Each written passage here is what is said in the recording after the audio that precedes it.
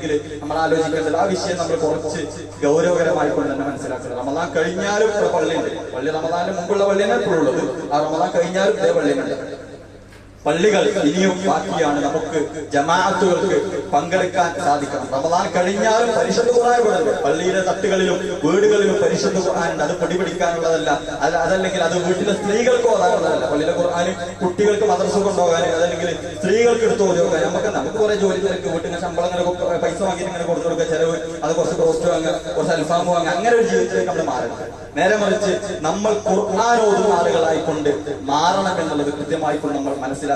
ഖുർആൻ റമദാനിന് മുമ്പുണ്ട്, റമദാനിലുമുണ്ട്, റമദാനിന് ശേഷവുമുണ്ട് എന്നുള്ള ഒരു കാര്യം നമ്മൾ മനസ്സിലാക്കണം. ഖുർആൻ ഓതാത്ത ആളുകളായിക്കൊണ്ട് ഖുർആൻ ഓതാത്ത ഒരു ദിവസം ജീവിതത്തിൽ ഉണ്ടാവില്ല. ഞാൻ തീരുമാനിക്കാൻ പറ്റും. ഇതുവരെ ഞങ്ങൾ പോട്ടെ, ഇനിയുള്ളത് തീരുമാനം എന്താണ്? പുതിയ തീരുമാനങ്ങൾ എടുക്കുക. എന്താണ്? ഖുർആൻ ഒന്നും മറിച്ചു നോക്കാത്ത ഒരു അര പേജ്